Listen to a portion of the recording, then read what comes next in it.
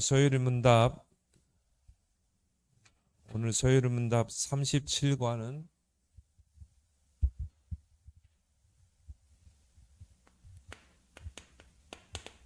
바로 죄와 보응입니다.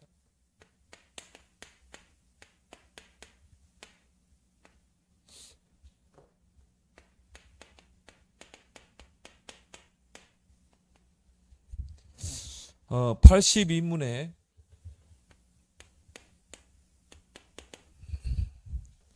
아무 사람이나 능히 하나님의 계명을 완전히 지킬 수 있습니까? 자, 이 하나님의 계명을 지킬 수 있는가? 우리가 10가지 계명이죠. 1계명부터 4계명은 하나님과의 관계에서 그의 백성들이 지켜야 될 계명, 5계명부터 10계명은 10번째 마지막 계명은 사람과의 관계에서 우리가 지켜야 될 계명이죠. 그 계명을 자세히 풀어놓은 게 바로 율법입니다. 그래 구약의 율법들이 나오죠. 그런데 이 계명들을 우리가 온전히 다 지킬 수가 있는가? 거기에 대한 답 72문의 답은 타락한 이유, 창세기 3장이죠. 타락한 이유로 인간으로서는 이 세상에서 하나님의 계명을 완전히 지킬 수 없고 다만 날마다 생각과 말과 행동으로서 그 계명을 범합니다. 우리가 이 생각으로, 말로, 또 행동으로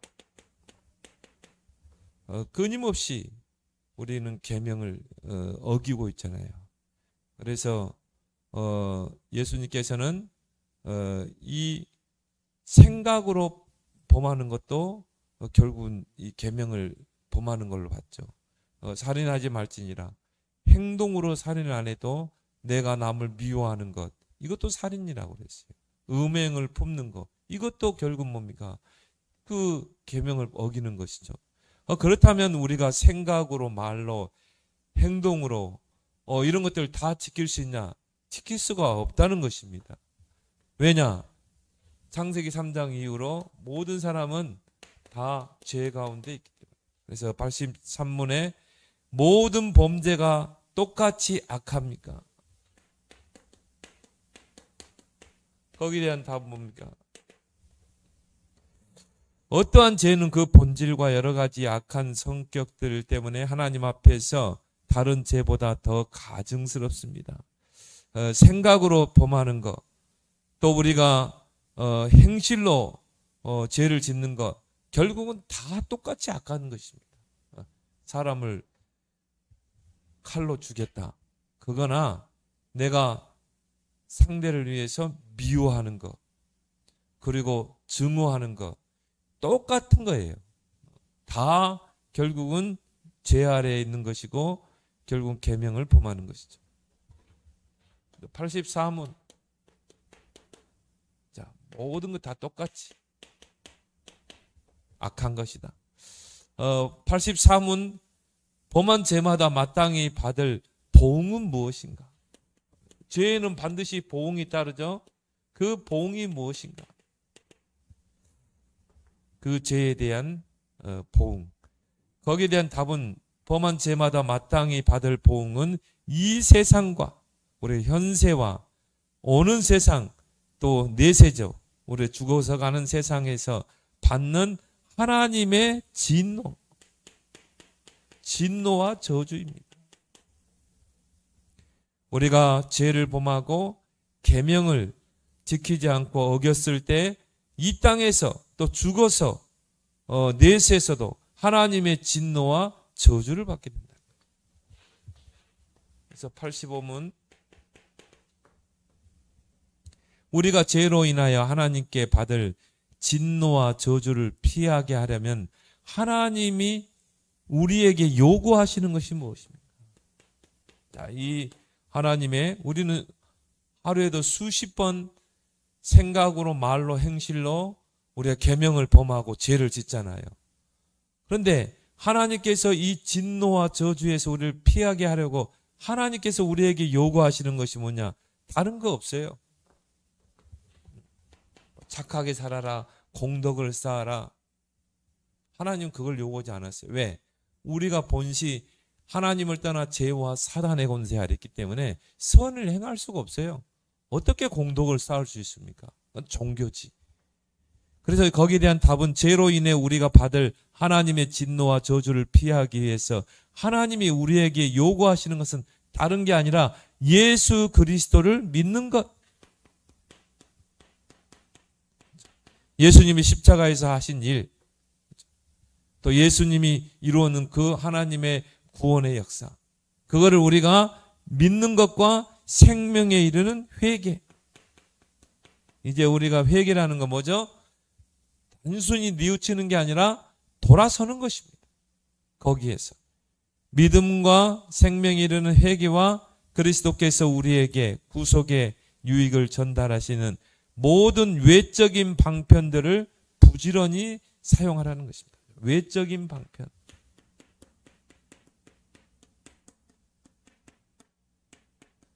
이게 바로 하나님이 우리에게 요구하시는 것입니다.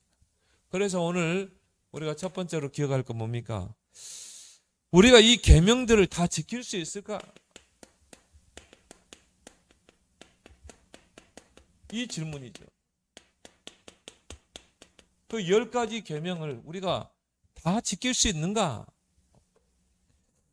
우리가 이 계명에는 10가지 계명에는 우리가 생각으로 지켜야 하고 또 말로 행실 다 포함하는 거잖아요.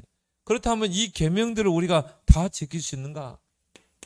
결국 뭡니까? 아무도 지킬 사람이 없다.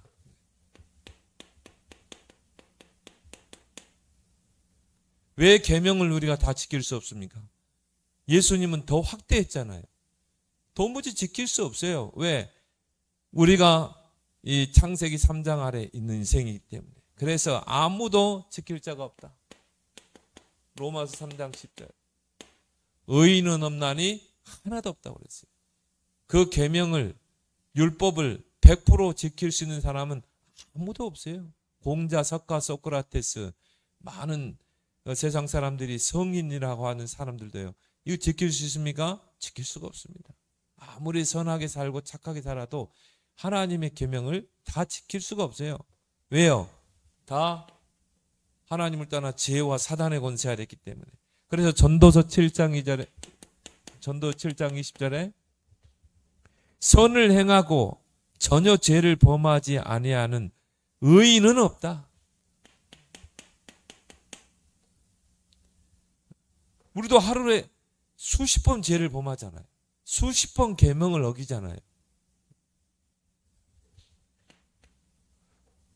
그래서 오히려 바리새인들보다 나는 죄가 없고 뭐 하나님 앞에 헌신하고 그렇게 자랑하는 것보다 오히려 하나님 나는 죄인입니다. 나는 하나님의 은혜가 더 필요합니다. 그 사람에게 하나님은 더 은혜를 베푸는 줄 믿습니다. 나 자신을 정말 부족하고 연약한 존재로 고백할 수 있어요. 그래서 바울은 뭐라고 그랬죠? 나는 죄인 중에 괴수로다 그랬잖아요. 진짜 자기를 볼 수 있어야 되죠. 그 사람을 하나님이 쓰시는 것입니다. 그래서 요한일서 1장 8절에 우리가 죄가 없다고 말하면 스스로 속이는 자다. 나 자신에게 스스로 속이는 자예요. 진짜 우리가 복음의 그 거울 앞에 나 자신을 비춰보면요. 진짜 죄악투성이잖아요. 하나님의 은혜가 없이는 한시도 살 수 없는 것입니다. 성령께서 우리 안에서 정말 이 말할 수 없는 탄식으로 중보기도 하시기 때문에 우리가 하나님 앞에 또 설 수 있는 거지. 그런 그리스도의 중보 사역, 정말 성령의 중보 사역이 없으면 하나님 앞에 갈 수 없는 것입니다. 우리가 죄가 없다고 말하면 스스로 속이는 것입니다. 그래서 창세기 6장 5절에 보니까 자, 네피림 시대죠. 노아 시대죠. 그때 사람들이 마음으로 생각하는 모든 계획이 항상 악할 뿐이고, 그러니까 뭡니까? 마음으로도 생각으로도 그들의 모든 계획으로도 뭡니까? 악한 시대인 것입니다. 지금은 안 그렇습니까? 똑같죠. 그래서 창세기 8장 21절에 하나님께서 사람의 마음의 계획이 어려서부터 악함을 보셨다고.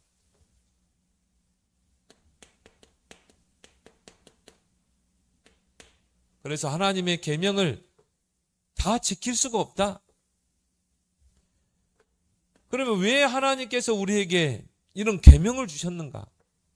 왜 하나님께서 이렇게 부담스러운 그 율법을 주셨는가? 자, 계명은 10가지 계명이죠. 하나님의 백성이 지켜야 될 계명. 거기에 따른 율법은 뭡니까? 그 계명을 구체적으로 설명하는 부분이잖아요. 그래서 율법은 크게 두 가지예요. 해라 하지 마라 그거 아닙니까? 자, 그러면은 이 하나님의 법인 하나님의 계명과 그 율법의 기능은 뭡니까? 왜 하나님이 율법을 주셨습니까? 성경은 바울은 거기에 대해서 잘 설명하고 있죠. 범죄함을 인해서 주셨다. 우리가 죄를 범하지 않으면 법이 없잖아요. 우리가 사는 세상에서도 많은 사람들이 죄를 짓지 않고 하면 법이 필요가 없어요.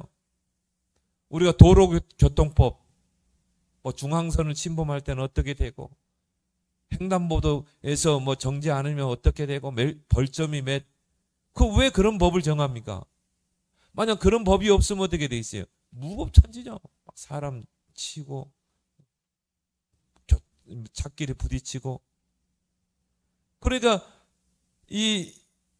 그런 법을 만들어서 이게 바로 이게 이 죄구나 그걸 깨닫게 하는 것입니다. 그 범죄함을 인해서 하나님께서 하나님의 법인 율법을 주신 것이다. 그래서 갈라디아서 19장 죄가 없는 곳에는 법이 있을 필요가 없어요. 그런데 갈라디아 3장 19절에 율법은 무엇이냐? 범법함으로 더하여진 것이라. 창세기 3장 이후로 죄가 점점 뭡니까? 확대돼 가잖아요. 범위가 넓어지잖아요. 그래서 왜 하나님께서 노아 시대를 심판했습니까? 죄가 관영하고 그들의 강포함이 충만하고 죄가 가득하고 충만한 시대였다. 그래서 하나님이 그때 심판을 내리신 것입니다. 그래서 자꾸 사람들이 죄를 범하기 때문에 법을 만드는 것처럼 세상에서도 법을 만드는 것처럼 율법을 왜 주셨어요? 계명을 왜 주셨어요? 자꾸 죄를 범하고 범법하고. 또 율법의 기능은 뭡니까? 죄를 깨닫게 하죠. 그래서 율법에서 너 이건 죄야. 이건 하지 마. 이거는 해. 그렇죠? 그래서 그 율법을 통해서 죄를 깨닫게 하는 것입니다.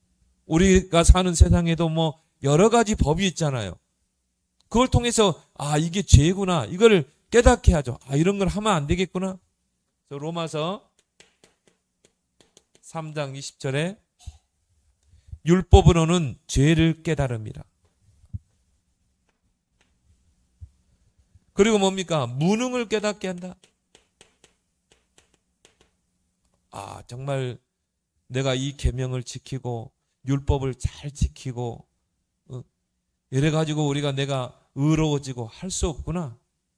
정말 나는 이 하나님의 계명을 지킬 수가 없구나. 연약한 존재구나. 이 무능을 깨닫게 하는 게 바로 하나님의 율법인 것입니다. 그래서 갈라디아서 2장 16절에 율법의 행위로서는 의롭다함을 얻을 육체가 없느니라. 근데 왜 하나님께서 바리새인들, 유대인들을 책망했습니까? 바리새인들과 종교 지도자들은 율법을 행함으로, 율법을 지켜 행함으로 의롭다, 구원받을 수 있다고 생각했거든요. 그리고 진정한 복음이 하는데 복음을 거부해버렸잖아요. 그거는 뭘 말합니까? 율법을 지킴으로 또 내 의, 자기의 의, 내가 막 율법을 지키고 율법대로 삶으로 내가 의로워진다. 이건 자기의 의거든요. 하나님의 의가 아니거든요. 그러니까 복음이 필요 없는 것입니다. 그 복음으로 오신 예수님을 십자가에 못 박았죠.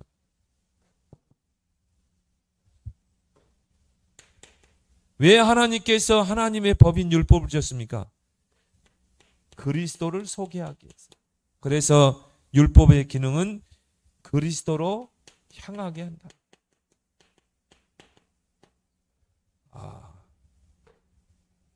내 힘으로는 하나님의 계명을 다 지킬 수 없구나. 율법대로 살 수가 없구나. 나의 무능함을 깨닫고 누구를 바라보게 해요? 그리스도를 바라보게 하는 것입니다.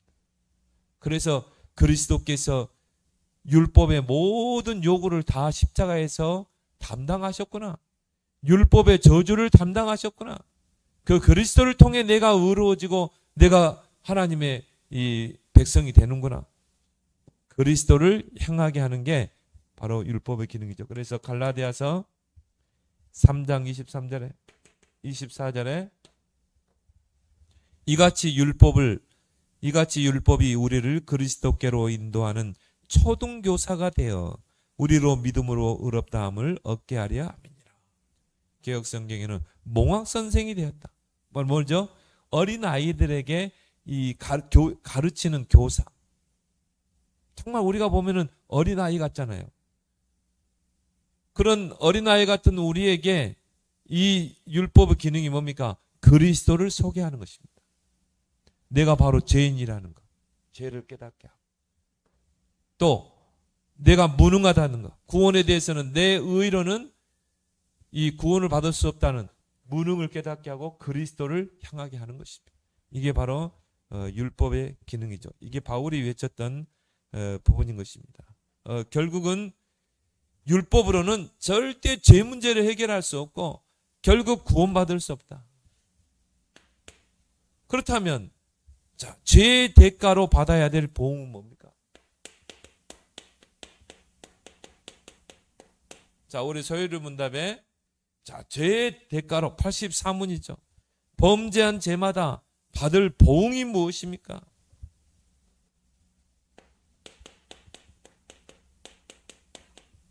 자, 죄에는 반드시 보응이 따르게 되죠. 그게 뭐라고 그러세요? 하나님의 진노와 저주. 이 땅에서 하나님의 진노를 받고 저주를 받고 또 죽어서 영원한 하나님의 진노 속에 저주 아래 가게 된 것이다. 진노와 저주.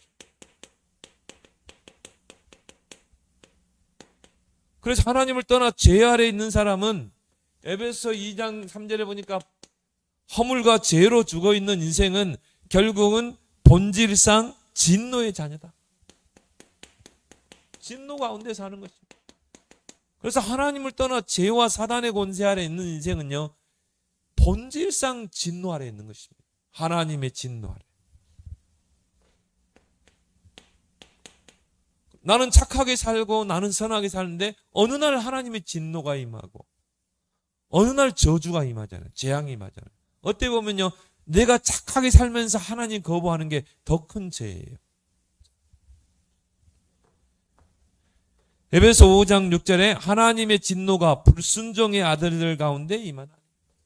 에베소 5장 6절에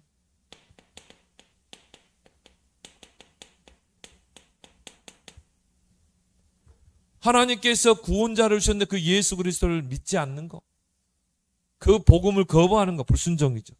하나님의 진노가 불순종의 아들 등하고 있는. 그래서 하나님께서 이스라엘 백성을 이제 출애굽에서 광야로 이스라엘 백성을 인도하시는 가운데 이제 한 광야에서 이스라엘의 12지파를 두 그룹으로 나눕니다. 한 그룹은 그리심산에 거기에 서게 하고 또 한 그룹은 에벨산에 서게 하죠. 그리고 모세가 이제 그리심산에 올라가서는 뭡니까? 하나님의 축복을 선포하죠. 너희가 하나님의 계명과 율법을 지켜 해가면 들어가도 복을 받고 나가도 복을 받고 떡반죽 그릇에 복을 받고 너희들의 손에 하는 모든 일에 복을 받고 네가 꾸어줄지라도 너는 꾸지 않을 것이고 그런 모든 축복을 선포하죠. 거기에 대한 구체적인 내용이 신명기 28장이 나와요. 그때 이스라엘 백성이 어떻게 합니까? 아멘 했죠. 그리고 이제 에벨산에 올라가서 뭘 선포합니까? 저주를 선포하죠. 너희들이 만약 하나님의 계명과 율법을 지키지 않으면 들어가도 저주를 받고 나가도 저주를 받고 떡반죽 그릇에 너희들의 모든 소유의 저주가 임하고 너희는 늘 꾸러 다닐 것이고 그런 저주를 계속 선포하죠. 그때 백성들이 아멘 하잖아요. 축복과 저주를 선포. 근데 우리가 이 계명을 다 지킬 수 있냐 이 말이에요. 율법을 지킬 수 있냐 이 말이에요. 그러니까 결국 우리는 저주받을 수밖에 없는 것입니다. 하나님의 진노를 받을 수밖에 없는 것입니다.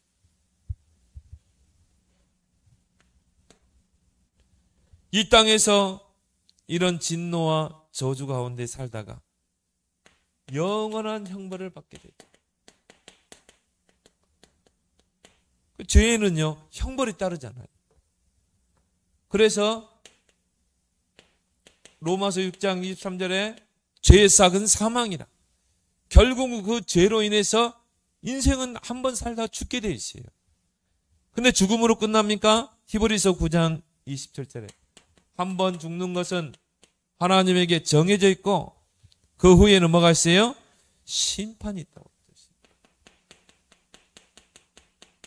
그 심판에 따라서 천국과 지옥으로 갈리는 것입니다. 그래서 불신자는요, 정말 하나님의 복음을 불순종하는 불신자는 이 땅에서 하나님의 진노와 저주 아래 살다가 죽어서 영원한 저주와 진노, 형벌 속에 빠지게 되는 것이죠. 우리가 힘써 복음을 전해야 될 이유가 여기 있는 것입니다. 그래서 요한계시록 20장 10절에 그들은 불과 유황 못에 던져지리라. 불과 유황으로 끓는 그 못에 뭡니까? 지옥이죠. 요한계시록 22장 13절, 마태복음 22장 13절에 보니까요. 자, 예수님께서 비유를 설명하셨죠. 어떤 임금이 이제 집에다가 잔치를 베푼 것입니다. 그리고 이제 보면 많은 사람들을 초대해 와라. 그래가지고 이제 그 혼인잔치에 그 임금의 잔치집에 사람들이 모였어요. 그런데 다 예복을 입잖아요. 우리가 파티장에 가면은 슬리퍼 신고 그리고 파자마 입고 갑니까? 작업복 입고 갑니까? 아니잖아요. 예복을 딱 차려입고 가잖아요. 남자들은 양복을 입고 여자들은 뭔가 이 정장을 입고 그리고 파티장에 가게 되잖아요. 그런데 예복을 입지 않고 어떤 사람들이 오는 거예요. 그러니까 임금이 뭐라 그러니까 저 사람들을 쫓아내라는 것입니다. 왜? 예복을 입지 않았기 때문에. 그냥 쫓아내지 말고 예복을 입지 않는 자들의 손발을 묶어서 바깥 어두운 데에 내던지라 그랬죠. 자, 여기서 말하는 예복이 뭘 말합니까? 바로 그리스도를 통해서 우리가 의로운 옷을 입게 되잖아요. 그 옷을 입은 사람, 그들만 혼인잔치에 가게 되는 것입니다. 우리는 그리스도를 통해서 그 의로운 옷을 입은 줄 믿습니다. 그래서 우리를 의인이라 칭하는 것입니다. 그리스도의 피로 빤 그 옷을 입은 거예요. 그리스도께서 입혀주신 거죠. 그래서 아담이 번제했을 때 하나님이 창세기 3장 15절에 복음을 말씀하셨어요. 여자의 후손이 뱀의 머리를 상하게 할 것이다. 장차 구원자 여자의 후손이 사탄의 권세를 깨뜨리고 우리를 구원해낼 것이다. 그리고 하나님께서 하신 일이 뭡니까? 어린 양을 희생시켜서 그 피 묻은 가죽옷을 입혀주시죠. 장차 그리스도를 통해서 하나님이 우리를 의의 옷으로 입혀줄 것이다. 우리의 모든 죄를 말끔히 쓰시고 그거를 이미 창세기 3장에 다 말씀하신 것입니다. 우리를 의롭게 의인으로 우리를 부른다는 것을. 그리스도의 그 피로 우리가 죄 씻음 받고 이제 의로운 옷을 입은 것입니다. 그렇지만 불순종하는 자가 어떻게 돼요? 예복을 입지 않았기 때문에 지옥으로 가게 돼요. 천국으로 갈 수가 없어요. 그리스도의 옷을 입지 않으면 지옥으로 가게 되어 있는 것입니다. 그래서 그 이유가 뭔가? 왜 죄의 대가로 보응을 받게 되는가? 우리가 나름대로 율법도 지키고 나름대로 뭐 계명도 나름대로 지킨다고 하는데, 자, 거기에 대해서 야고보서는 야고보서 2장 10절에서 12절. 율법을 지키다가 하나를 범하면 모든 것을 범하는 거예요. 자, 우리가 계명을 다 지켰어요.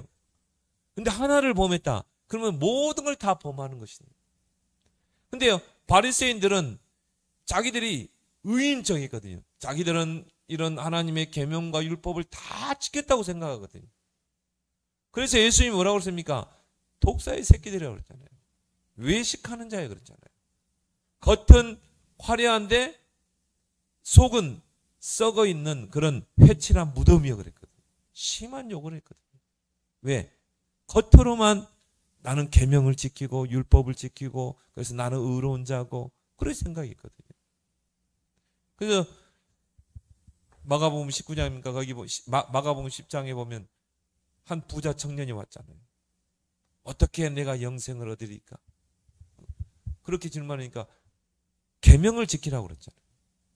근데 이 청년이 뭐라고 그랬어요? 나는 어려서부터 계명을 다 지키고 살아왔습니다. 근데 네가 부족한 거 하나 있어.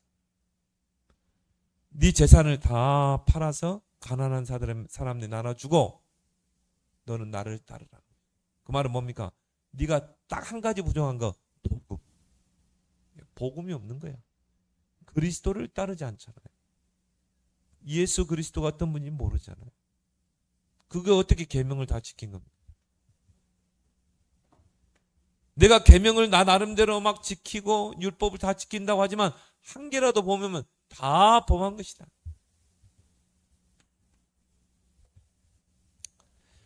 로마서 3장 20절에 율법의 행위로는 하나님 앞에서 의롭다고 인정받을 사람이 하나도 없나니. 내가 율법을 지키고 계명을 지키고 그렇게 해서 의로워질 수 있습니까? 한 사람도 없어요. 왜?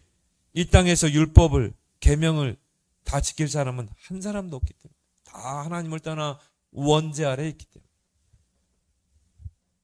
그래서 갈라디아서 3장 22절에 성경이 우리를 죄 아래에 가두었느니라. 성경을 쭉 읽어보면요, 결국 우리는 죄인이구나. 그래서 우리는 그리스도가 필요한 것입니다.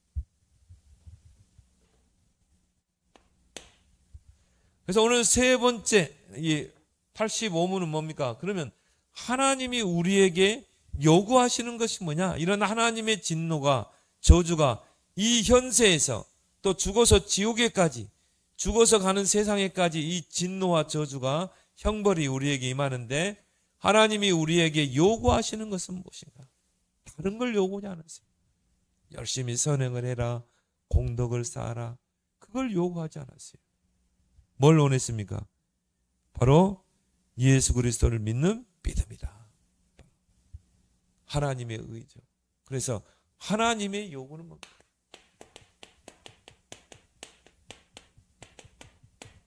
우리가 이런 계명을 다 지키고 율법을 다 지킴으로 의로워질 수 없다는 거죠. 왜요?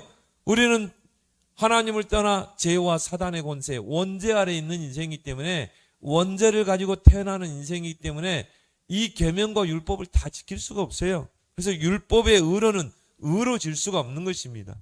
그래서 하나님께서 다른 하나 의를 우리에게 주셨죠. 이게 바로 하나님의 의인 것입니다. 이거는 사람의 의, 율법의 의와 달라요. 이거는 하나님이 주신 의인 것입니다.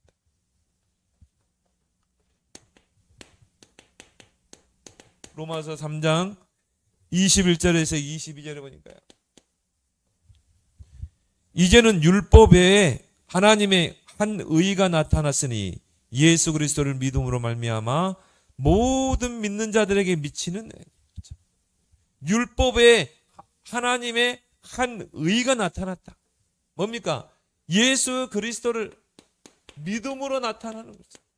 믿음으로 말미암아 주어지는 모든 사람에게 주어지는 하나님의 의이다. 그 하나님의 의가 어떻게 우리에게 주어졌습니까? 로마서 3장 23절에 로마 3장 24절에 예수 그리스도 안에 있는 속량으로 말미암아. 속량이란 말은 뭡니까? 대가를 지불한 것입니다. 우리를 죄에서 구원하고 우리를 하나님의 의로운 백성으로 불러주시기 위해서 대가를 지불하셨다. 그게 뭡니까? 십자가의 희생의 대가를 지불하신 것이죠. 예수 그리스도 안에 있는 속량으로 말미암아 하나님의 은혜로, 우리의 행위가 아니라 하나님의 은혜로 값없이 의롭다 하심을 얻은 자들.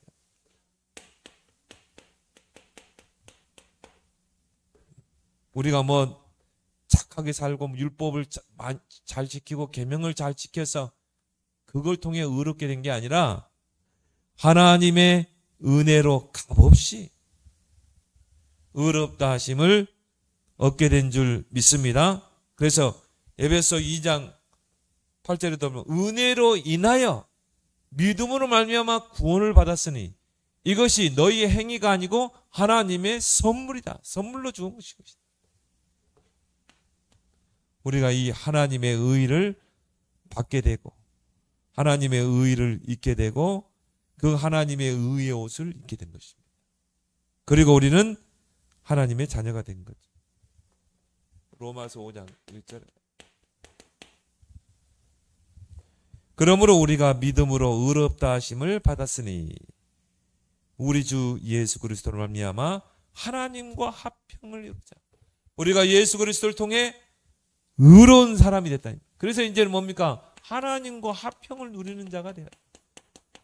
전에는 우리가 하나님과 온수되었잖아요.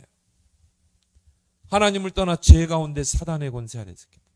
그렇지만 예수 그리스도의 그 십자가의 그 의로운 행위로 말미암아 우리가 이제 하나님과 화목하게 된 것입니다.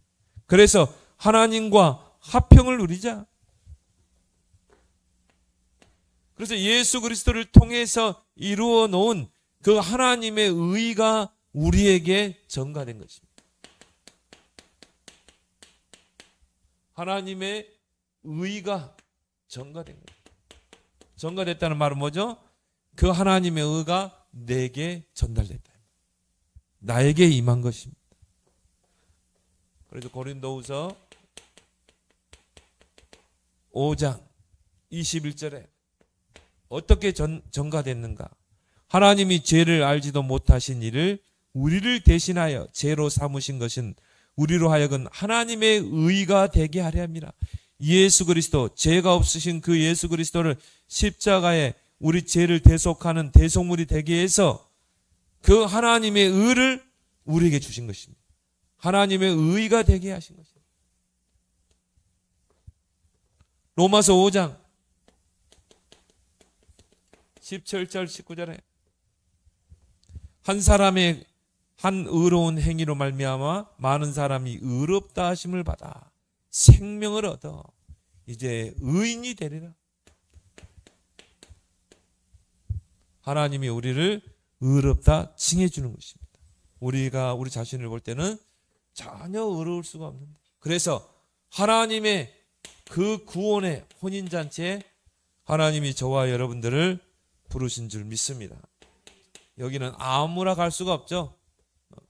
우리가 혼인잔치를 다른 말로 천국이라고 그래요.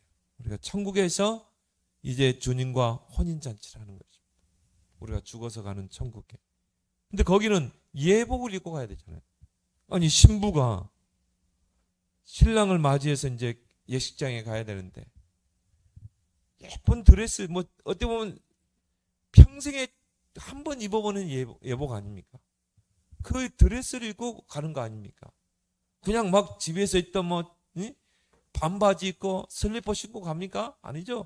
그때만큼은 막 치장도 하고 막 머리도 막 그냥 이 고대하고, 그리고 뭐 화장도 특별하게 또 화장도 받고 그리고 뭐 고급 드레스도 입고, 그리고 이제 신랑을 맞으러 가는 거잖아요. 그렇게 해서 혼인잔치가 이루어지잖아요. 혼인이 이루어지죠. 마찬가지입니다. 우리가 죽어서 이제 천국 갈 때 우리가 천국에서 혼인잔치가 이루어지는 것입니다. 그래서 예복을 입고,